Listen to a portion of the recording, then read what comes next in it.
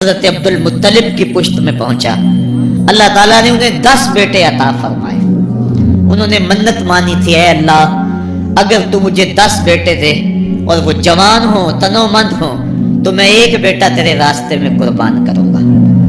جب حضرت عبداللہ جو کہ حضرت عبدالمطلب کے چھوٹے فرزند تھے، ان کی عمر 18 سال ہوئی تو حضرت عبدالمطلب کو اپنی منت یاد آئی۔ انہوں نے اپنے 10 بیٹوں کو بلایا، کہا بیٹا میں نے کعبہ کے رب سے یہ وعدہ کیا ہے کہ اللہ مجھے اگر 10 بیٹے دے گا تو میں ایک بیٹا اللہ کی راہ میں قربان کروں گا۔ اب تم بتاؤ تمہاری رائے کیا ہے؟ کہانی حرم کی پھر دوبارہ دہرائی جا رہی ہے۔ کہا رائے بتاؤ۔ 10 کے 10 بیٹوں نے گردن خم کر دی۔ کہا ایک بیٹے کو ذبح کرنا ہے۔ کہا جس کو چاہو۔ کہا نہیں میں قرعہ ڈالتا ہوں۔ جب قرعہ ڈالا تو حضرت عبداللہ کے نام قرعہ نکل آیا۔ فرشتے پھر دم بخود تھے، مالک تو نے اس کی پشت میں امانت رکھی ہے اور آج اس کو بھی ذبح کیا جائے گا۔ کائنات پر پھر کوہرام مچنے لگا۔ حضرت عبدالمطلب آستینیں چڑھا رہے ہیں، ہاتھ کے اندر چھری ہے۔ یہ خبر پورے مکے میں پھیل گئی، سارے سردار دوڑے آئے۔ کہا عبدالمطلب یہ رسم تو نہ ڈالو، اس کا ادا کرنا مشکل ہو جائے گا۔ کہا میں نے کعبے کے رب سے یہ منت مانی تھی اور اللہ نے وہ منت پوری کر دی۔ اب میں تو جب قرعہ نکالا تو میرے اس فرزند کے نام قرعہ نکل آیا، میں اس منت کو ہر صورت میں پورا کروں گا۔ لوگ اکٹھے ہو گئے، منت سماجت کر رہے ہیں، لیکن حضرت سیدنا عبدالمطلب ہر صورت میں اپنی اس منت کو پورا کرنے کے لیے مصر ہیں۔ پھر کہا کہ حجاز کی حرافہ اس کے پاس چلتے ہیں اور جا کے اس کے سامنے یہ مسئلہ رکھتے ہیں۔ بعض نے لکھا کہ حجر کی کہنا کے پاس جاتے ہیں۔ با اختلاف روایات وہ حجاز کی حرافہ کے پاس پہنچے۔ جب اس کا پتہ کیا تو وہ خیبر میں تھی، تو اس کے پاس سارے سردار اکٹھے ہو کے گئے کہ اس طرح ہمارے سردار نے منت مانی تھی تو اب وہ بیٹے کو ذبح کرنے کے لیے تیار ہے، تو تم بتاؤ کس کے بارے میں ہمیں کیا کرنا چاہیے۔ اس نے کہا کل آنا، میرا تابعی آئے گا تو میں اسے پوچھوں گی، جو مجھے کہے گا میں تمہیں بتا دوں گی۔ اگلے دن یہ سردار پھر اس حرافہ کے پاس پہنچے۔ اس نے کہا کہ میرا تابعی آیا تھا، پہلے تم یہ بتاؤ کہ تمہارے ہاں کسی شخص کی دیت کتنی ہے، جو شخص مقتول ہو اس کی دیت قاتل کتنی دیتا ہے؟ انہوں نے کہا 10 اونٹ۔ کہا جاؤ پھر ایک طرف 10 اونٹ رکھو اور ایک طرف عبداللہ کا نام رکھو اور قرعہ ڈالو۔ اگر 10 اونٹوں کی طرف قرعہ نکل آیا تو 10 اونٹ ذبح کر دینا، اور اگر عبداللہ کی طرف نام نکل آیا پھر دوبارہ 10 اونٹ ادھر اور رکھنا، 20 رکھنا، اور اس طرح اونٹ 10 بڑھاتے جانا۔ جب قرعہ عبداللہ کے نام سے ہٹ کر اونٹوں کی طرف نکلا تو پھر اتنے اونٹ ذبح کر دینا۔ میرے تابعی نے یہی حل بتایا ہے۔ کہا ٹھیک۔ آئے اور آ کے ساری بات سنائی۔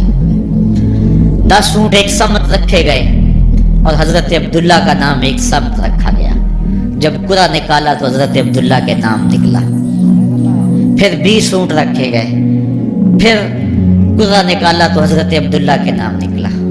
پھر 30 اونٹ رکھے گئے، قرعہ حضرت عبداللہ کے نام نکل رہا ہے۔ 40 اونٹ رکھے گئے، 50 رکھے گئے، 60، 70، یہاں تک کہ 100 اونٹ رکھے گئے۔ 100 اونٹ جب ادھر ہو گئے، اب قرعہ نکالا تو اونٹوں کے نام نکل آیا۔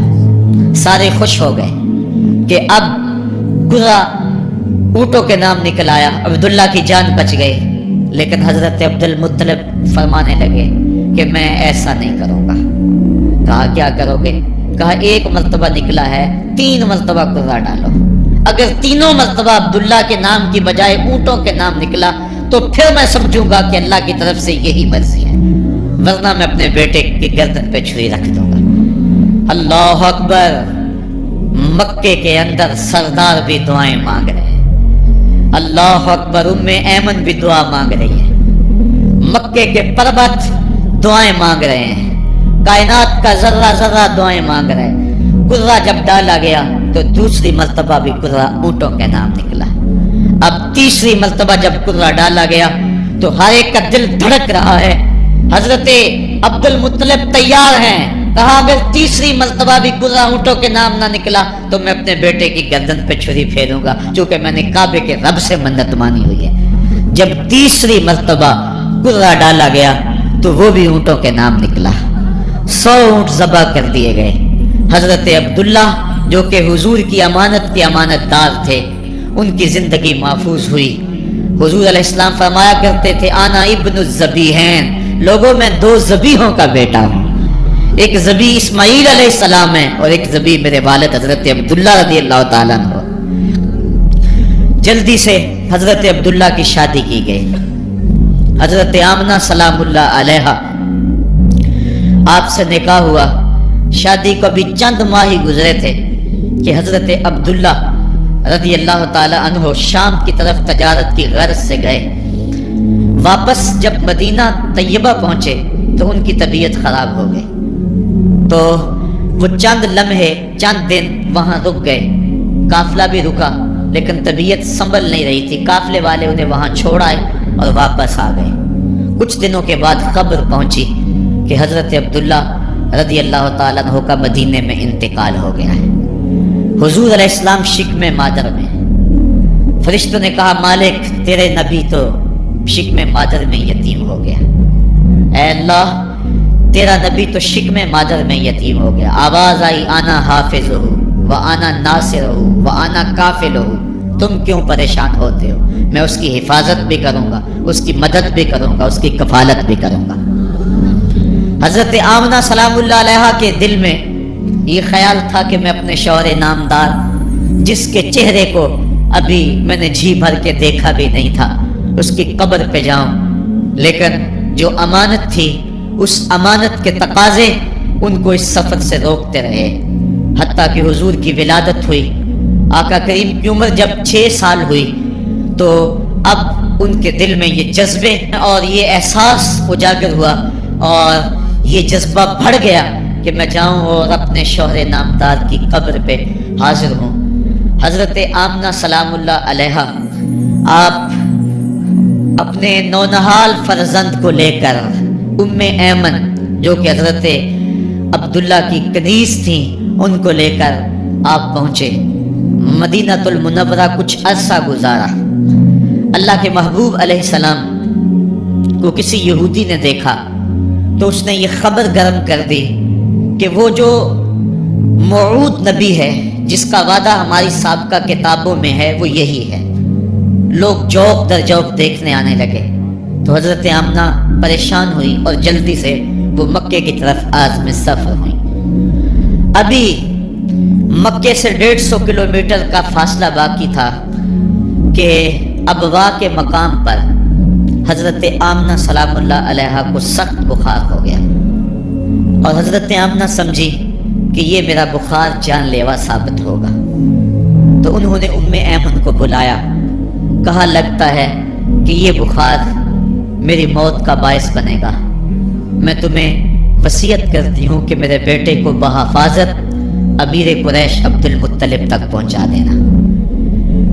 اور اس کے بعد حضور کو حضرت آمنہ نے بلایا، اپنے سامنے بٹھایا، سر پہ ہاتھ رکھا. حضرت آمنہ حضور سے کچھ باتیں کرنا چاہ رہی تھی.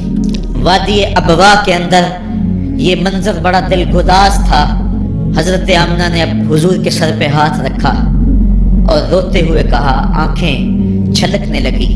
کہا بیٹا ہر نئی چیز نے پرانی ہو جانا ہے اور ہر باقی نے فنا ہو جانا ہے. میں بھی جا رہی ہوں وذکر باک و ولد تو تہرا، لیکن سنو میرا ذکر نہیں مٹے گا. میں تیرے جیسا پاکیزہ بیٹا چھوڑ کے جا رہی ہوں. یہ آخری لفظ تھے حضرت آمنہ سلام اللہ علیہا کے. اس کے بعد حضرت آمنہ سلام اللہ علیہا آخری ہچکی لی اور حضور سے ماں بھی جدا ہو گئی. آقا کریم علیہ السلام نے اپنی والدہ کو وہاں دفن کیا ام ایمن کے ساتھ مل کے. جیسے بھی ہو سکا وہ کیا کسی نے کہا تھا تجھے کن پھولوں سے ہم کفن دیں، تو جدا ہی ایسے موسموں میں ہوا جب درختوں کے ہاتھ پھولوں سے خالی تھے. آقا کریم کی آنکھیں چھم چھم برس رہی ہیں. حضرت ام ایمن حضور کو اپنے ساتھ چمٹا لیا اور مکہ المکرمہ پہنچ کے حضور کے دادا کے سپرد کیا۔ 2 سال تک وہ حضور علیہ السلام کو اپنی کفالت میں انہوں نے رکھا۔ کعبۃ اللہ کے سائے میں ان کی مسند بچتی تھی اور ان کے بیٹوں میں سے اور قوم کے کسی فرد کو یہ ہمت نہیں ہوتی تھی کہ اس مسند کے اوپر بیٹھے، دور ہٹ کے بیٹھتے تھے، لیکن حضور جب آتے تو اس مسند کے اوپر چڑھ کے بیٹھ جاتے۔ حضور کے چچا اور حضور کے دیگر عزیز و اقارب کہتے کہ بیٹا نہ چڑھو، تو حضرت عبد المطلب کہتے رہنے دو، یہ بڑی شان والا بیٹا ہے۔ ان سے محبت کرتے، ان کو اپنے ساتھ سلاتے۔ 8 سال کی حضور کی عمر ہوئی کہ امیر قریش کا بھی انتقال ہو گیا۔ ابن حشام نے لکھا ہے کہ جب امیر قریش کا انتقال ہوا تو سوگ میں مکے کے بازار بند ہو گئے، پورا شہر جنازے میں امٹ آیا، لیکن 8 سال کا بچہ تھا، بلک بلک کے رو رہا تھا۔ آج وہ سایہ بھی اٹھ گیا۔ پھر چچا کی کفالت میں گئے اور انہوں نے جس انداز سے کفالت کی اور محبتوں کا ثبوت دیا وہ الفتوں کی ایک لمبی داستان ہے۔ 40 سال کی عمر ہوئی تو اللہ تعالیٰ نے حضور علیہ السلام کو نبوت کی ذمہ داریوں کے اعلان اور لوگوں تک پیغام حق کے ابلاغ کا حکم دیا۔ آقا کریم علیہ السلام جب پیغام حق لے کر میدان میں آئے تو گلی کوچوں اور بازاروں کے اندر مخالفتیں، نکتہ چینیاں، ناموافق حالات کے جکڑ اور مخالفتوں کی آندیاں چلنے لگیں۔ ابھی آپ سن رہے تھے کہ حضرت بلال حبشی کے ساتھ کیا سلوک کیا جاتا رہا، کس انداز کے ساتھ ان کے سینے پہ پتھر رکھ دیا جاتا۔ حضرت خباب بن ارد کے ساتھ کون سا سلوک کیا جاتا رہا، کون کون سے دکھ تھے جو روانہ رکھے گئے۔ حضرت زنیرہ ان کے گلے کے اندر کوڑا ڈال کر کوڑے کی رسی کو تاؤ دیے گئے، یہاں تک کہ ان کی آنکھیں باہر آ گئیں اور آنکھوں کی روشنی جاتی رہی۔ ابو جہل بولا اب بلانا اپنے محمد کو جو تیری آنکھوں کی روشنی کو واپس کرے۔ زنیرہ نے ہاتھ پھیلا لیے اور کہا عرش کے رب، میں ان آنکھوں کا نور کیا میرے بدن کے ٹکڑے ٹکڑے ہو جاتے، کبھی بھی تیرے سے زندگی نہ مانگتی، لیکن اب تیرے نبی کی عزت کا سوال ہے، میری آنکھوں کی روشنی واپس کر دے۔ روایات میں آتا ہے کہ اللہ نے حضرت زنیرہ کی آنکھوں کی روشنی واپس کر دی۔ تکلیفیں آئیں، دکھ آئے۔ مکے کے چوک کے اندر حضرت سمیہ کو نیزہ مار کر ابو جہل نے شہید کیا۔ یہ اسلام کی پہلی شہیدہ تھی جن کا خون مکے کے ریگزار کے اندر گرا۔ حضرت یاسر کو شہید کیا گیا۔ یہ حضرت عمار ابن یاسر کے والد تھے اور سمیہ حضرت عمار ابن یاسر کی والدہ ماجدہ تھی۔ حضرت عمار ابن یاسر کو تختہ ستم پہ رکھا گیا اور انہیں کوڑوں سے ان کی تواضع کی گئی۔ آقا کریم آئے، عمار ابن یاسر دکھوں اور اذیتوں میں سے 2-4 تھے۔ آقا کریم نے سر پہ ہاتھ رکھا اور کہا صبرن آل یاسر، صبرن آل یاسر ان موعدکم الجنہ۔ کہا آل یاسر صبر کرو، آل یاسر صبر کرو، میں تمہیں جنت کا وعدہ دیتا ہوں۔ تکلیفیں آئیں، دکھ سہے۔ اس راستے کے اندر مکے کی گلیوں میں حضور کے ساتھ جو سلوک ہوا کون بھول سکتا ہے۔ کبھی کانٹے بچھ رہے ہیں، کبھی حضور کی راہوں میں گڑھے کھودے جا رہے ہیں، کبھی اوجریاں ڈالی جا رہی ہیں بدن اطہر کے اوپر۔ ابو لہب اپنے گھر کا کوڑا اٹھا کر حضور کی دہلیز پہ ڈال جاتا ہے۔ عقبہ بن ابی معیط حضور کے گلے کے اندر کپڑا ڈال کے اس کو تاؤ دیتا ہے۔ حضور فرماتے ہیں جتنے دکھ اس نے مجھے دیے کسی نے نہیں دیے۔ اذیتوں کی داستانیں رقم ہو رہی ہیں۔ آقا کریم علیہ السلام کے شفیق چچا بھی انتقال کر جاتے ہیں۔ جب گھر آتے تو اپنی زوجہ حضرت خدیجہ الکبریٰ سے دکھڑے کہتے، وہ بھی انتقال کر جاتی ہے۔ اس سال کا نام عام الحزن رکھا جاتا ہے، دکھوں کا سال، مصیبتوں کا سال۔ آقا کریم بہت دل برداشتہ ہوئے قوم سے، پھر سوچا چل طائف چلتا ہوں اور طائف والوں کو پیغام حق دیتا ہوں، شاید میری آواز پر وہ لبیک کہہ دیں۔ 1 مہینے کا سفر کر کے حضرت زید بن حارثہ کو ساتھ لے کر طائف پہنچے۔ ان کے 3 سردار تھے، عبد یالیل بن عمر، حبیب بن عمر اور مسعود بن عمر۔ ان کے پاس جا کر پیغام حق دیا، کہا تمہاری بھلائی کا سندیشہ لے کر بڑی دور سے چلا ہوں، میری دعوت کو قبول کر لو، دنیا میں بھی کامیابی आखिरत में भी कामरानी तुम्हारा मुकद्दर होगी। ये दावत पेश की। उन्होंने कहा कि हम तुम्हारी दावत को मुस्तरद करते हैं। एक बोला कि और कोई जमाने में बंदा नहीं था जिसको नबूवत मिलती, तुझे मिलनी थी। किसी ने कुछ कहा, ताने दिए, दिल दुखाया हुजूर का। आका करीम ने फरमाया, इस फाल तुम मा फाल तुम फक़दुमु अलैया, तुमने जो मुझसे कहा सो कहा, तुमने जो मेरे साथ सलूक किया वो तुम्हारी मर्जी। इतना मेरे से वादा करो कि ये बात कि मैं तुम्हारे पास आया हूँ दावत दीन देने के लिए, तुम्हें पैगाम हक देने के लिए, इसको पोशीदा रखोगे, मख्फी रखोगे, ताकि मक्के वाले मेरे दुश्मन हैं और जब उन्हें पता चला कि ताइफ गए हैं तो वो ताइफ वालों ने भी दावत कबूल नहीं की तो वो तमस्खुर करेंगे, मुझे निशाने तदहीक बनाएंगे। लिहाजा जो कहा सो कहा, अपने अंदर इस बात को राज रखो। उन्होंने कहा कि हम क्यों राज रखते थे। उन्होंने इफ्शा किया, बल्कि ओबाशों के हाथों में पत्थर दिए। हजरत उम्मुल मोमिनीन सैयदा आयशा सिद्दीक़ा रज़ियल्लाहु ताला अन्हा, महबूब कायनात, कहती हैं कि एक दिन मैंने हुजूर से पूछा कि आका उहुद के दिन से सख्त दिन भी कभी जिंदगी में आप पर आया है? फरमाया, हाँ आयशा, जब ताइफ के बाजारों में तेरी कौम ने मुझे पत्थर मारे थे तो ये दिन उहुद के दिन से भी सख्त था। हुजूर फरमाते हैं, जब मैं ताइफ से बाहर निकला तो उनके हुंडे दो रोया के तारों में खड़े थे, हाथों में पत्थर, और मैं दरमियान से गुजरने लगा तो वो मेरे पांव पे पत्थर मारते। मैं पांव उठा लेता तो दूसरे पांव पे पत्थर मारते। फिर मैं शिद्दत दर्द और एहसास कर्ब से बैठ जाता तो उनके दो गुंडे आगे बढ़ते, मुझे कंधों से पकड़ के उठाते और फिर मुझे पत्थर मारते। फरमाया, है आयशा, ये दिन उहुद के दिन से भी सख्त था जब तेरी कौम ने ताइफ के बाजारों में मुझे पत्थर मारे। आका करीम अलैहिस्सलाम उहुद के अंदर जब हुजूर के चचा शहीद हुए, वो दिन भी तारीख इस्लाम का दर्दनाक दिन है। आका के सर पे पट्टी बंधी हुई थी, आंखों में आंसू थे और बार बार पूछते थे, मा फ़अला अम्मी, मेरे चचा की बात सुनाओ। जब बताया गया हुजूर हजरत हमजा शहीद हो गए तो आका करीम उनकी लाश पे गए, देखा कि उनका पेट चाक है, उनकी नाक काट दी गई है, उनकी जुबान काट दी गई है, उनका दिल निकाल लिया गया है, उनकी आंखों में नेज़े चुभोए गए हैं और उनके कान काट लिए गए हैं। आका करीम की आंखों में अश्क थे और आका करीम, मा फ़अला अम्मी, मेरे चचा का क्या हुआ। आका करीम अपनी जुबान पर ये लफ्ज ला रहे थे और फिर जब हजरत सफी आई और उनके पास दो कफन के टुकड़े थे, दो कफन के कपड़े थे, जब हजरत अमीर हमजा को कफन दिया जाने लगा, कहा 7 अंसारी की लाश पड़ी हुई है, कहा इन्हें भी कफन दो, मेरा हमजा 2 कपड़ों में और इसे एक कपड़ा भी नसीब ना हो। मुहम्मद अदल करने आया है, इंसाफ करने आया है। अब जब कपड़े फैलाए गए तो एक कपड़ा लंबा था, एक कपड़ा छोटा था। अर्ज की हुजूर, ये जो बड़ा कपड़ा है ये अमीर हमजा रज़ियल्लाहु ताला अन्हु को दे दे और छोटा अंसारी को दे दे। कहा नहीं, मैं इंसाफ करने आया हूँ, कुरा डाल लो, किसके हिस्से में कौन सा कपड़ा आता है। और जब कुरा डाला गया तो छोटा कपड़ा हजरत अमीर हमजा के हिस्से में आया और बड़े कपड़े में उस अंसारी सहाबी को कफन दिया गया।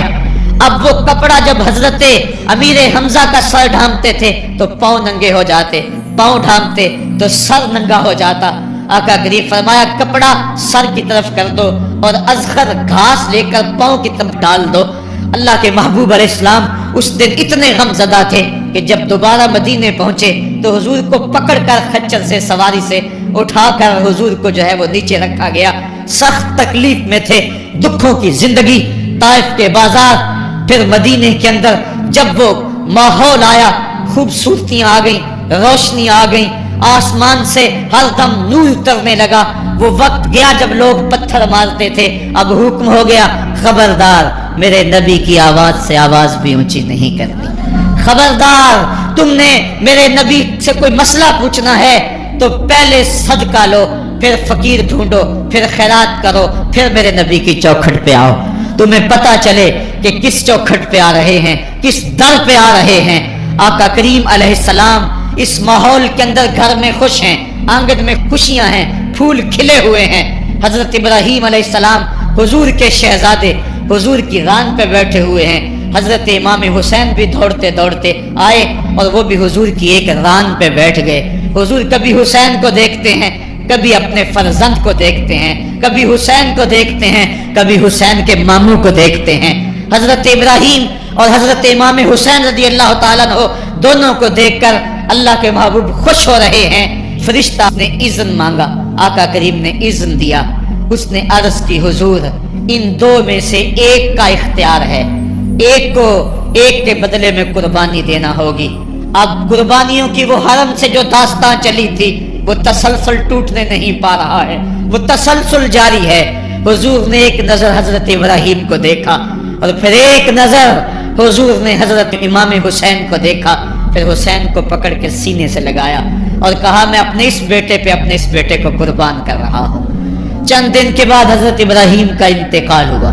حضور کو جب خبر پہنچی، آقا کریم کی آنکھیں آنسو برسا رہی تھی۔ وَأَيْنَ رسول اللہ تدمعان، حضور کی آنکھوں میں آنسو جاری تھے اور حضور اپنے بیٹے کے سرہانے بیٹھے، پیشانی پہ ہاتھ رکھا، کہا بیٹا آنکھیں رو رہی ہیں، دل غم زدہ ہے، لیکن زبان سے وہی کہوں گا جس سے رب راضی ہوگا۔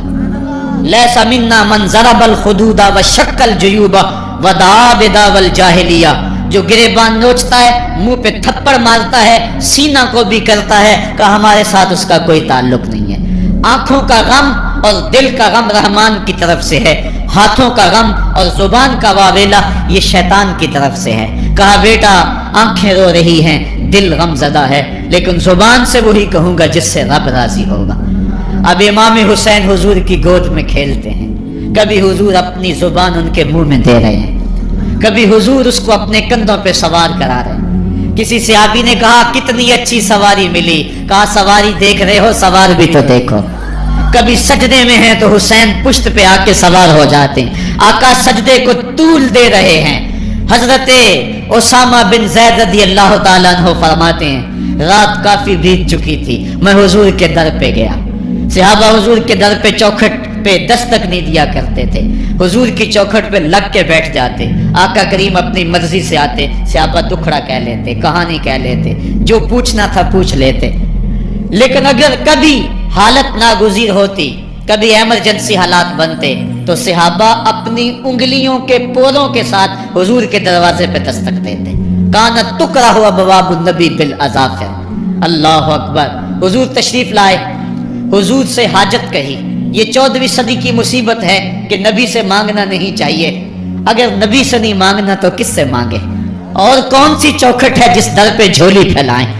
کون سا دوارہ ہے جہاں کشکول پھیلا کے کہیں کہ ہماری جھولی بھر دی جائے؟ اور جتنے بھی سہارے ہیں سبق کرتے ہیں، عزت نفس بڑھاتا ہے سہارا تیرا، ہر آسرا ذلیل کرتا ہے، نبی کا آسرا بندے کو سر بلند کرتا ہے۔ حضرت اسامہ بن زید کہتے ہیں میری حاجت پوری ہو گئی، لیکن میں نے کیا ماجرا دیکھا، جب حضور گفتگو کر رہے ہیں، دوران گفتگو اللہ کے محبوب کمبل اوڑھ کے یوں ہی آ گئے تھے، حضور کے دائیں بائیں سے حرکت کا احساس ہوتا ہے جس طرح اندر کوئی چیز ہے۔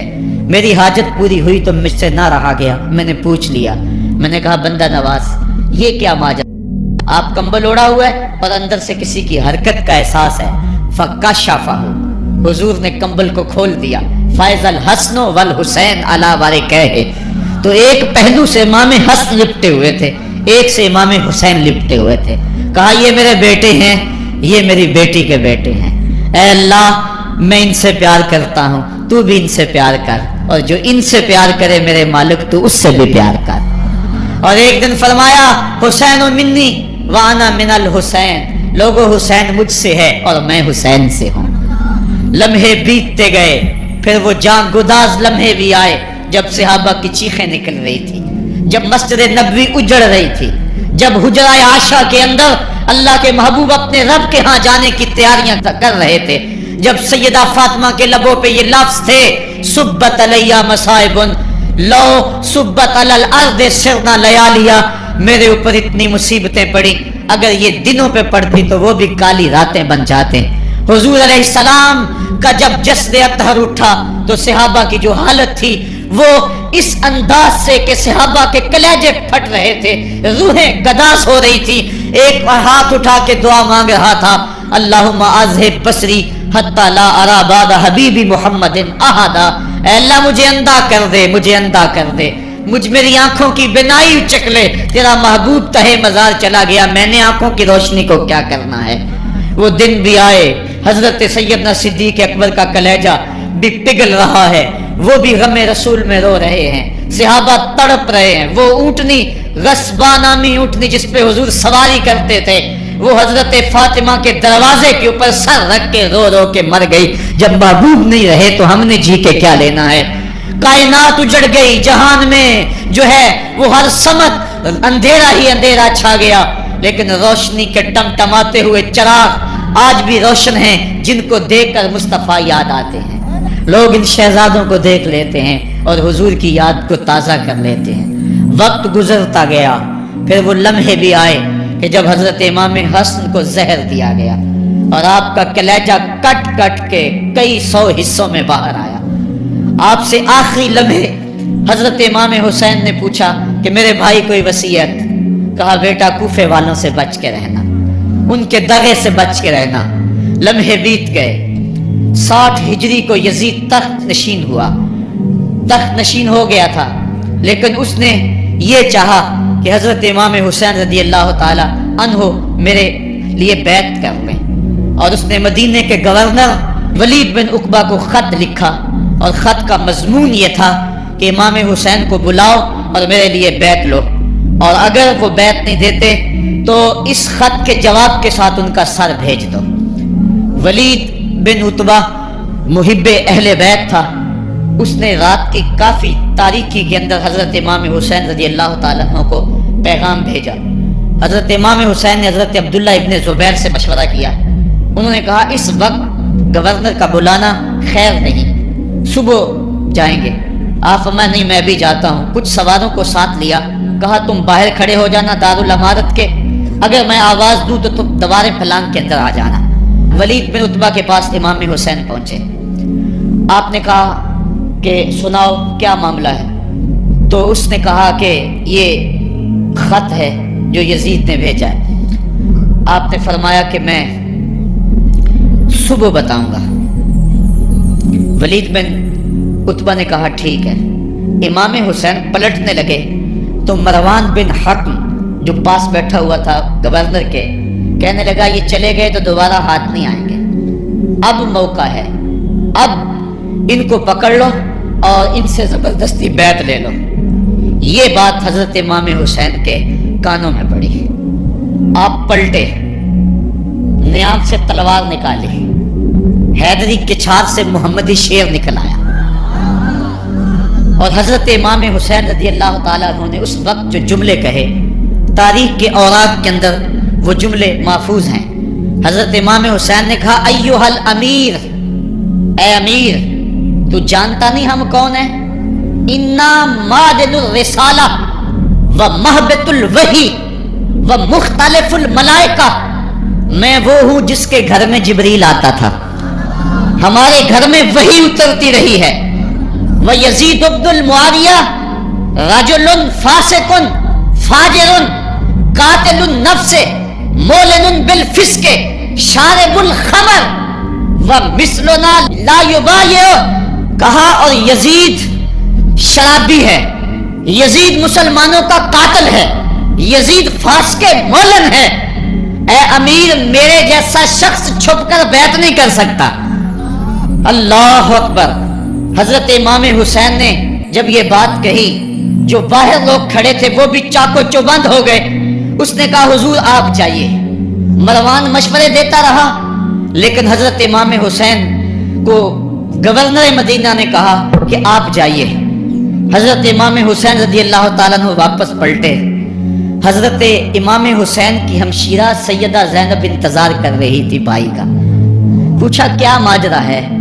کہا حالات بگڑ گئے، اب ہمارا مدینے میں رہنا محال ہے، صبح سحری سے قبل شہر مدینہ چھوڑ دیں۔ اللہ اکبر، ورنہ ہمارے خون سے نبی کا حرم لالا زار بنے گا۔ حضرت امام حمام رضی اللہ تعالیٰ عنہ نے اہل بیت کی مشاورت سے یہ فیصلہ کر لیا۔ گجاوے کسے جانے لگے، سامان تیار ہو گیا۔ حضرت محمد بن حنفیہ کو کہا کہ تم یہاں رہو اور تم خبر پہنچانا کہ پیچھے کیا ماجرے ہوتے ہیں، اور مکے کی طرف میں سفر کر رہا ہوں۔ کہانی لمبی ہو رہی ہے اور وقت کے دامن میں اتنی گنجائش نہیں ہے کہ پھر کس طرح شہر مدینہ چھوڑا ہوگا. حاجی جاتے ہیں 8 دن اور 8 دن کے بعد مدینہ چھوڑتے ہیں. ان سے کوئی پوچھو کہ مدینہ چھوڑنا کتنا مشکل ہے. وہ کیا کسی حاجی کو لوگ مبارک دے رہے تھے؟ اس نے کہا تھا مبارک دے رہے ہو دوستو حج و زیارت کی، میرا غم بھی تو دیکھو، میں مدینہ چھوڑ آیا ہوں. جو 8 دن مدینہ رہتا ہے اس سے مدینہ چھوڑا نہیں جاتا جس کی ولادت مدینے میں ہوئی. جو کھیلتا تھا تو مدینے کی گلیوں میں، جس کے گھر کا دروازہ مسجد نبوی میں کھلتا تھا، اس حسین کو مدینہ چھوڑنا قیامت ہوگی. شہر مدینہ چھوڑا. حضرت امام حسین رضی اللہ تعالیٰ عنہ مکہ المکرمہ پہنچے. وہاں رمضان گزرا، حالات وہاں بھی بگڑتے گئے. مسلسل خط آتے رہے کوفے سے. کہانی طویل ہے. 8 ذو الحج کو حضرت امام حسین رضی اللہ تعالیٰ عنہ کوفے کی طرف عازم سفر ہوئے. حضرت عبداللہ ابن عمر، عبداللہ ابن عباس رضی اللہ تعالیٰ عنہما اور دیگر صحابی ہاتھ جوڑ کے کھڑے ہو گئے. بلکہ حضرت عبداللہ ابن عباس نے تو یہاں تک کہہ دیا کہ میں دیکھ رہا ہوں کہ وہاں تمہیں شہید کیا جائے گا، آپ اگر ضرور جاتے ہیں تو ان بچوں کو چھوڑ دیں. حضرت امام حسین فرماتے میرے غم گسارو، میرے پیارو مجھ کو نہ روکو، مجھ کو جانے دو، مجھے نانے کے دی کی ڈوبتی کشتی بچانے دو. میں جاتا ہوں کہ دنیا پر وفا کا نام رہ جائے، میں رہوں نہ رہوں پر عظمت اسلام رہ جائے. میں نہیں جاتا تو نبی کے گھر کی آن جاتی ہے. لوگوں تمہارا دین جاتا ہے، میری غیرت ایمان جاتی ہے. کہا مجھے جانا ہوگا. 8 ذو الحج کو لوگ کعبہ کی طرف آ رہے ہیں اور کعبہ دلہن کی طرح سنورا ہوا ہے. طواف کرنے والوں کا جھرمٹ ہے. حاجی حج کرنے آ رہے ہیں، لیکن حضرت امام حمام کسی اور حج کی تیاری کر رہے ہیں. کسی نے کہا حج تو کر جائیں، اتنی مرتبہ مدینے سے پیدل چل کے آئے اور آج تو مکہ المکرمہ میں موجود ہے. کہا پیچھے ہٹو، جو حج میں کرنے جا رہا ہوں وہ نوکھا ہوگا، وہ نرالا ہوگا. تم بھی طواف کرو گے، میں بھی طواف کروں گا. تم طواف کعبۃ اللہ کا کرو گے اور میں خیموں کا طواف کروں گا. ایک حج تمہارا ہے، ایک حج میرا ہے. تم بوسے لوگے کس کے حجر اسود کے، میں اپنے فرزند کا منہ چوموں گا. لوگوں ایک طواف تمہارا ہوگا، ایک طواف میرا ہوگا. تم آب زمزم پیو گے، میں پیاسا رہوں گا.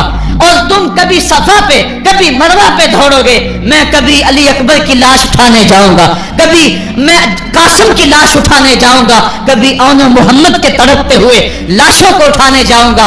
لوگوں ایک حج تمہارا بھی ہے، ایک حج میرا بھی ہے. جب تم حج کر لو گے تمہاری سائی مکمل ہو جائے گی تو تم سر مڈا کے احرام کھول دو گے، اور جب میری سائی مکمل ہو جائے گی تو میں سر کٹا کے احرام کھول دوں گا. تم سفید احرام پہنو گے، میں سرخ احرام پہنوں گا. اور وہ حج قیامت تک کے آنے والے حجوں کی آبرو ہوگا. حسین اگر نہ شہید ہوتا تو آج گھر گھر یزید ہوتا. اسلام کی عظمت عیاں نہ ہوتی، خدا کے گھر میں اذان نہ ہوتی.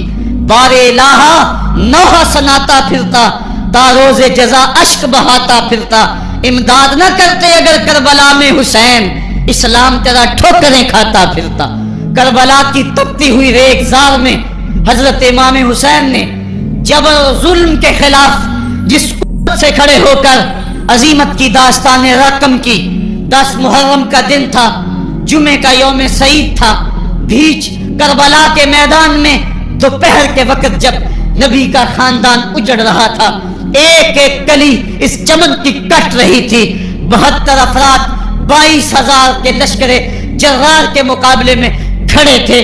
وہ یزید جس نے اس کے علاوہ بھی بڑے جرم کیے، جس نے جو ہے وہ 1700 صحابہ کو مکہ المکرمہ میں شہید کیا، جس نے 700 حفاظ قیام کو شہید کیا، جس نے حضرت ابو سعید خضری کی داڑھی نوچ لی، جس نے مدینے کے اندر مسجد نبوی کے اندر گھوڑے باندھے، جس نے جو ہے وہ 3 دن تک مسجد نبوی کے اندر اذان نہ ہونے دی، وہ یزید آج کربلا کے تپتے ہوئے ریگزار کے اندر آل رسول کے ساتھ ظلم کی وہ داستان رقم کر رہا تھا کہ قیامت تک آنسو سسکیاں نہیں تھمنے پائیں گی. یزید مر گیا، اس کا نام مٹ گیا، اس کا تشخص مٹ گیا، لیکن حسین کا نام آج بھی زندہ ہے، اس کا پیغام آج بھی زندہ ہے۔ یہ ہزاروں کا مجمع، یہ امٹتے ہوئے محبتوں کے جذبات، یہ آنکھوں کا آنسوؤں کا خراج دینا، کیا یہ حسین ابن علی کی زندگی کی دلیل نہیں ہے؟ کون ہے جو یزید کا نام لیتا ہو؟ آج اگر کوئی یزید کا نام لیتا بھی ہے تو سر جھکا کے لیتا ہے۔ میں کہتا ہوں کیسا تمہارا لیڈر ہے جس کا نام لینے سے قبل شرمندہ ہوتے ہو، جس کا نام لیتے ہوئے شرمندہ ہوتے ہو، جس کا نام لینے کے بعد پسینہ پسینہ ہوتے ہو۔ تم اپنے قائد اور لیڈر کا نام لیتے جھجکتے ہو، گردن جھکا کے دائیں بائیں دیکھ کے نام لیتے ہو، اور جب ہم نام اپنے آقا کا لیتے ہیں سر اٹھا کے لیتے ہیں۔ اے حسین ابن علی تم پر سلام۔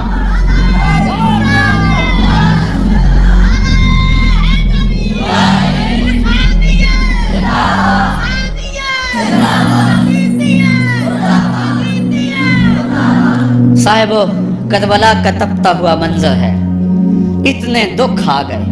حضرت سری سختی رضی اللہ تعالیٰ عنہ فرماتے ہیں کہ اللہ تعالیٰ نے جب کائنات کو بنایا، انسانوں کو تخلیق کیا، تو انسانوں کو پوچھا بتاؤ تم میرے ہوگے؟ سب نے کہا مالک ہم تیرے ہیں۔ لیکن جب دنیا کو پیدا کیا تو 9 حصے دنیا کی طرف ہو گئے، 1 حصہ اللہ کی طرف رہ گیا۔ پھر جب عقبہ کو پیدا کیا جو 10واں حصہ تھا، اس میں 9 حصے پھر آخرت کی طرف ہو گئے، جنت دوزخ کے لالچ میں ہو گئے، اور 1 حصہ صرف کہنے لگا نہ ہم جنت کو دیکھتے ہیں نہ دوزخ کو دیکھتے ہیں، مالک ہم تو تجھے دیکھتے ہیں۔ پھر جب اللہ تعالیٰ نے بلاؤں کو پیدا کیا، آزمائش اور امتحانوں کو پیدا کیا، تو 10ویں حصے کے اس 10ویں حصے میں پھر 9 حصے جو ہے وہ ہٹ گئے۔ 1 حصہ ایسا تھا جس نے گردن جھکا کے کہا زمین و آسمان کی بلائیں بنا کے ہمارے گلے کا توق بنا دے، تیرے راستے سے نہیں ہٹیں گے۔ کربلا کے تپتے ہوئے ریگزار میں وہ منظر رقم ہونے والا ہے۔ ایک قربانی منا میں ہوئی تھی، غریب و سادہ اور رنگی ہے داستان حرم، نہایت اس کی حسین اور ابتدا ہے اسماعیل۔ وہاں دمبا آ گیا، آگے 100 اونٹ آ گئے، اور آج اللہ اکبر، حضرت امام حسین کربلا کے تپتے ہوئے ریگزار میں 22,000 کے لشکر کے سامنے کھڑے۔ کہا لوگو میرا حق پہچانو، میرے خون سے اپنے ہاتھ نہ رنگو، مجھے پہچانتے ہو کہ میں کون ہوں؟ کہا لوگو جلدی نہ کرو، میرے حق کو پہچانو۔ اس وقت روئے زمین پر کسی نبی کی بیٹی کا بیٹا موجود نہیں ہے، لوگو میرے راستے سے ہٹ جاؤ اور میرے خون سے اپنے آپ کو ابدی بدبختیوں کا شکار نہ کرنا۔ بلکہ آپ نے نام لے لے کے فرمایا کہ اے زید بن حارث، اے ابن دبی، اے ابن جبیر، اے فلاں فلاں، نام لے کر کہا تم نے خود ہی خط لکھے تھے۔ انہوں نے کہا ہم خط نہیں لکھے۔ آپ نے وہ چمڑے کا تھیلا تھا اس کو الٹ دیا، کہا یہ تمہارے خط ہیں اور آج تم مکر گئے ہو۔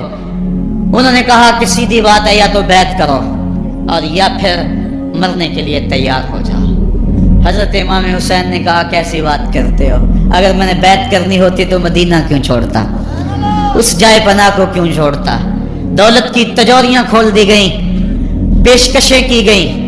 حضرت امام حسین فرمایا یہ کبھی نہیں ہو سکتا، جسے صرف حق ہی قبول ہو، یہی جس کا اصل اصول ہو، جو نہ بک سکے جو نہ جھک سکے، اسے کربلائیں ہی راز ہیں۔ پھر جبر کی آندھی چلی، ایک ایک کر کے جانثار راہ خدا میں قربان ہوتا گیا۔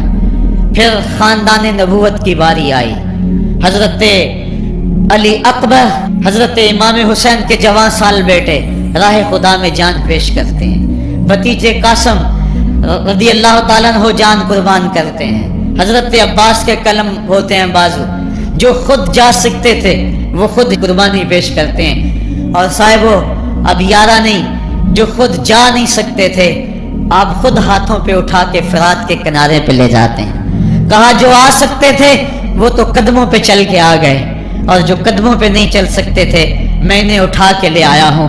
پھر ایک 2 شاخہ تیر ہلکے اصغر میں پیوست ہوتا ہے، خون چلو میں دے کر آسمان کی طرف اچھالتے ہیں، اور پھر اللہ کی بارگاہ میں عرض کرتے ہیں ربنا تقبل منا ھذا القربان، میرے مالک حسین کی یہ قربانی بھی قبول فرما لے۔ یہ کام آسان نہیں ہے، जिगर पारा हाथों में तड़प के ठंडा हो जाए और फिर भी सब्र का मुजाहरा किया जाए और अल्लाह की रिजा पे राजी हो जाए।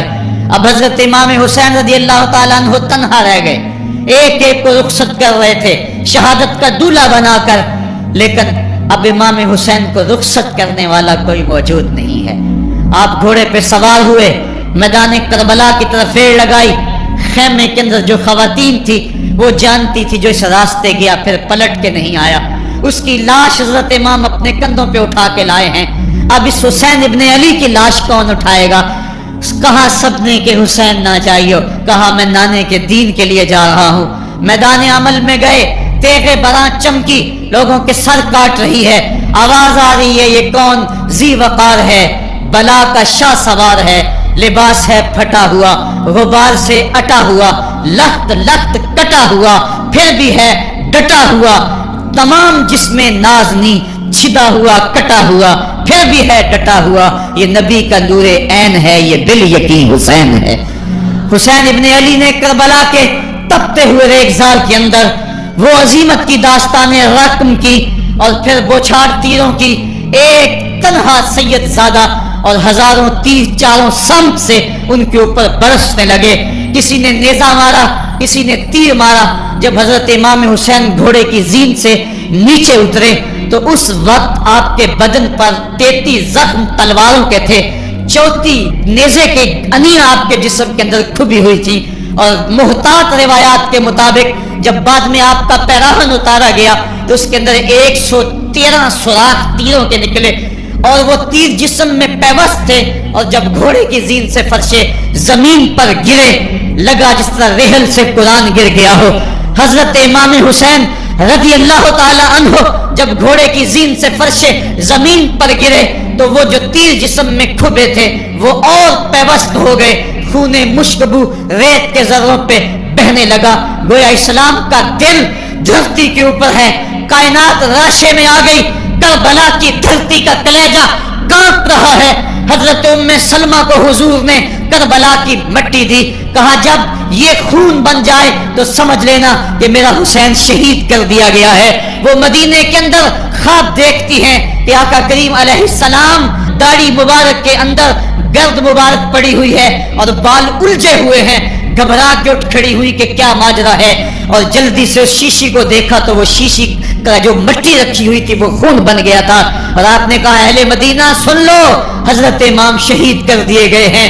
इधर इमाम हुसैन खून और खाक के अंदर तड़प रहे हैं और आपके जिस्में नाजुक पर बर्छियों, तेगों और तलवारों के साथ जो है वो लोग वार कर रहे हैं। सनान बिन अंस नखी आगे बढ़ा लेकिन सर काटने की हिम्मत न पड़ी, उसने नेजा मारा और आपके गले के करीब वो नेजा पार कर गया और खून का फवारा फूटा।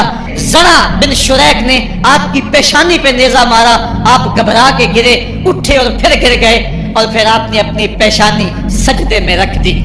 अपना खून जो था वो चेहरे पे मल लिया। हुसैन ने सुर्ख रंग के खून का जो खजाब था वो अपने दाढ़ी पे लगा लिया कि कल मैं अपने नाना को ये रंगत भी दिखाऊंगा। हरम की वो दास्तां जो मना से शुरू हुई थी आज उसकी तकमील हो रही है। वो गरीब और सादा और रंगीन दास्तां हजरत इमाम हुसैन रत्म कर रहे हैं। खून से दाढ़ी रंग गई और आपके माथे के ऊपर ज़रा बिन शुरैक ने वो जो नेजा मारा था उससे आप संभल न सके, उठ के फिर नीचे गिरे, पेशानी को सजदे में रखा और सजदे में रख के अल्लाह की बारगाह में आखिरी लफ्ज जो मेरे इमाम की जुबान से निकले दिलों की तख्तियों पे नोट कर लो और देखो। अल्लाह ताला के बंदे हजरत खलील ने दुआ मांगी थी, ऐ मेरे मालिक, ऐ मेरे मालिक, मैं इस जगह पे अपनी ज़ुर्रियत औलाद को छोड़ के आबाद करके जा रहा हूँ और दुआ करता हूँ कि वो नमाज को कायम रखें। आज उस दुआ की तकमील का मंजर लोगों के सामने है कि 113 तीर जिस्म में खुबे, 34 तलवारों के घाव और वो भी रावी कहते हैं कि एक एक घाव में कितनी कितनी तलवारों के जख्म थे और नेजे की अनिया जिस्म में खुबी हुई थी। आपके कलेजे के अंदर नेजे की अनी को तोड़ दिया गया था। इस मौके पे हजरत इमाम हुसैन रज़ी अल्लाह ताला अन्हु ने अपने आप को संभाल के पेशानी को रेत के ऊपर रखा और अल्लाह की बारगाह में आखिरी लफ्ज हजरत इमाम हुसैन के लबों पे जो मचले, खून निकल रहा था اور खौली बिन यजीद आगे बढ़ के सरे अनवर को जुदा करने की तैयारियां कर रहा था। सनान बिन अंस आगे बढ़ा लेकिन कप कपा के पीछे हो गया। खौली बिन यजीद आगे बढ़ा, वो भी पीछे हो गया।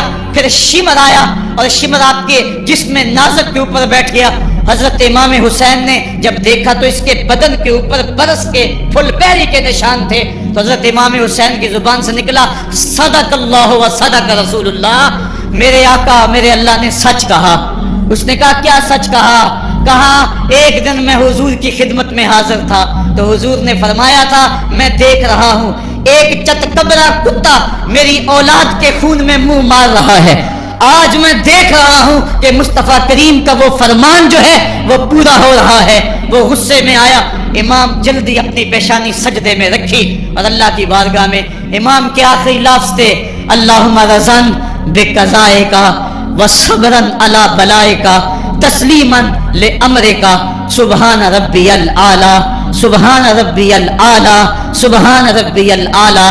मालिक, भाई, बेटे, भतीजे, भांजे, जानसार, आयानो अंसार सब कुछ लटा के, अब्बास के बाजू कटा के, जो जा सकते थे उन्हें भेज के, जो जा नहीं सकते थे खुद उठा के ले जा करके अब्बास के बाजू कलम करवा के, ये खेमे के अंदर बच्चियां यतीम हो गई हैं, सुहाग उजड़ गए हैं। मेरे मालिक, सब कुछ लुटा के नबी का घर उजड़ गया, एक एक पत्ती गिर गई। जिनको बुलाया गया था आज उनकी मेजबानी तीरों तलवारों और नेज़ों से हुई। लेकिन मालिक, तू देखा मेरी जुबान पे हाय नहीं आई, मैंने उफ तक नहीं की, जख्म पे जख्म खा के जी, खूने जिगर के घूंट पी, आह न कर लबों को सी। ये इश्क है, ये दिल लगी नहीं, ये मोहब्बत है। यहाँ लोग मसलूब भी होते हैं, यहाँ लोग सूली भी चढ़ते हैं। हुक्म होता है खबरदार, अगर आह भी की तो साबरों से नाम काट दूंगा। कहा मालिक, अल्लाहुम्मा रज़न बेक़ज़ाए का, जो तकदीर थी मैं उस पर राजी हो गया। वह सब्रन अला बलाए का, मालिक तूने देखा मैंने सब्र भी किया। तस्लीमन ले अमरे का, मुझे मालिक एतराज भी कोई नहीं, जो तेरा हुक्म था मैंने उसको तस्लीम भी कर लिया। सुबहान रब्बियल आला, मालिक तू बड़ा है, तू बड़ा है। हुसैन सब कुछ लटा के, बच्चे कटा के, बाजू कटा के, घर उजाड़ के मालिक तेरी बारगाह में हाजिर हो रहा है और इतना कुछ करने के बावजूद भी तेरे पे राजी है। मेरे मालिक तू भी बता, तू भी हुसैन पे राजी हुआ है या कि नहीं हुआ है? तू भी हुसैन पे राजी हुआ है कि नहीं हुआ? आवाज आई, इस प्यासे पर अली शेरे खुदा को नाज है, इस नवासे पर मोहम्मद मुस्तफा को नाज है। औरों ने भी सजदे किए पर इसका जब अंदाज है, इसने वो सजदा किया जिस पर खुदा को नाज है। ए हुसैन इब्ने अली तुम पर सलाम, मेरे साथ मिलके कह दो, ए हुसैन इब्ने अली तुम पर सलाम, ए हुसैन इब्ने अली तुम पर सलाम। यही वक्त था जब खानदान नबूवत लुट रहा था, दोपहर का वही समा, वही लम्हे। इन हवाओं को हाथ जोड़ के कहो हमारा सलाम करबला वाले आका के हुजूर पहुंचा दे और अर्ज करो, ए हुसैन इब्ने अली तुम पर सलाम, नाज़िशे आले नबी तुम पर सलाम, तुम पे लाखों रहमतें लाखों सलाम। ए शहीदाने मोहब्बत के इमाम, लाला गूं लाला बदन लाला कफन, ए चमन अंदर चमन, जिंदगी ही जिंदगी तेरी हयात, ए हयात अंदर हयात। इफ्तिखारे मिल्लते बैजा है तू, रब्बे काबा की कसम यकता है तू। फख्र का दिल में दरीचा बाज करना चाहिए, जिनका तू आका है उनको नाज करना चाहिए। हम वाह हुसैन वाले हैं, आ हुसैन वाले नहीं हैं। वाह हुसैन तेरी अजमतों को सलाम। को हमालिया का कलेजा भी फट जाता, शक हो जाता, लेकिन इतने जख्म कलेजे पर जवां बेटे की लाश को कंधों पे उठा के लाना कोई मजाक तो नहीं है। हजरत इमाम हुसैन ने जबर के खिलाफ खड़े होकर कयामत तक के लिए कराहे अमल छोड़ा।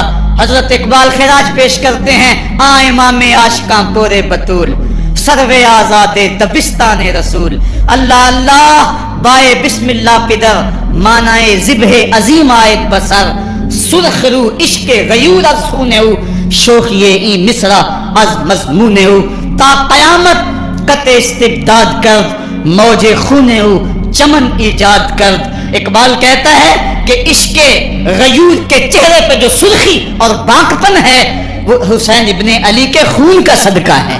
कयामत तक के लिए जबर के खिलाफ जितनी भी कौमें उठेंगी और जितने भी लोग मैदान अमल में आएंगे, मैं हर साल कहा करता हूं कि सबका कायद हुसैन इब्ने अली होगा। महात्मा गांधी ने जब अपनी कौम को कहा बरतानवी साम्राज्य के खिलाफ खड़े हो जाओ, और कौम से खिताब करते हुए महात्मा गांधी हिंदू ने कहा कि तुम कहोगे वो हुकूमत जिसकी सल्तनत में सूरज तुलू और गुरूब भी होता है, उससे टकराना हमाकत है, खुदकुशी करने के मुतरादिफ है। लेकिन इसके बावजूद मैं क्यों कह रहा हूं कि उस साम्राज्य के खिलाफ खड़े हो जाओ? महात्मा गांधी ने कहा था इसलिए कि मेरे सामने हुसैन इब्ने अली का किरदार मौजूद है। आज पूरी दुनिया के अंदर जुल्म और जबर की हवाएं चल रही हैं, और इस वक्त उम्मत मुस्लिमा को किरदार हुसैन अदा करने की जरूरत है। अगर हम नाम हुसैन इब्ने अली का लें और करतूतें और लक्षण सारे यजीद वाले हों, तो ये लफ्ज लफ्ज हरफ हरफ और कदम कदम हजरत इमाम हम्माम से मुनाफकत है। आओ, अगर मैं नामे हुसैन लेता हूं तो घर भी उजड़ जाए, हक का परचम कभी ना गिरने दो। मैं और आप इस अज़्म के साथ मैदान अमल में उतरें। इदारतुल मुस्तफा किसी तंजीम का नाम नहीं, ये एक फिक्र का नाम है, एक तहरीक का नाम है, एक मिशन और एक इनकलाब का नाम है। ये रूहों में हलचल पैदा करने के जज्बों का नाम है। ये मुस्तफा करीम के दर पे सलामी देने का नाम है। ये अपना सब कुछ मुस्तफा जाने रहमत पे कुर्बान कर देने का नाम है। आओ, इदारतुल मुस्तफा के प्लेटफॉर्म पे आप मैदान अमल पे निकले। हजरत इमाम हुसैन ने इस्लाम के गिरते हुए परचम को थाम लिया, और जबर की आंधियों के मुकाबले के अंदर भी उस परचम को खम नहीं होने दिया। आज मैं और आप उनका मिशन, उनकी फिक्र लेकर मैदान अमल में निकल आए। कुरान का फरेरा बनाकर, कुरान का परचम ही सीनों में थाम कर, अहले बैत की मोहब्बत अपने सीनों में लेकर मैदान अमल में निकले और कुरान की दावत घर कर दें। और अब रुकना नहीं, अब थमना नहीं, फिरदौस में जाके दम लेना, आफाक के हर हर गोशे में कुरान सुना के दम लेना। अब ये उठने वाले कदम आगे बढ़ते रहें। ये दर्स कुरान का जो काफिला मुल्क के तुलो अर्ज के अंदर रवा दवा है, इसमें एक जोश पैदा हो जाए और इसके अंदर एक इनकलाब पैदा हो जाए। कोई घर ऐसा न रहे, कोई बस्ती ऐसी न रहे, कोई कान ऐसा न रहे जिस कान तक कुरान का नगमा न पहुंचने पाए। इदारतुल मुस्तफा के जवां साल मुबल्लिग गली गली कूचे कूचे फैल जाएं, और जो दाई हैं, दावत देने वाले हैं, अगर वो खुद पैगाम पहुंचा सकते हैं तो असद बिलाल इंदल्लाह अशहद, बिलाल की असद भी अल्लाह को कबूल है। वो टूटे फूटे लफ्ज लेकर मैदान अमल में निकल आए, वरना वो सीडीज ले लें, वो और कुछ कुतब ले लें, वो दीन के का नारा ले लें, वो पैगाम हक ले लें, और गली गली कूचा कूचा उसवा शब्बीरी और नामे हुसैन की दुहाई देते चले जाएं।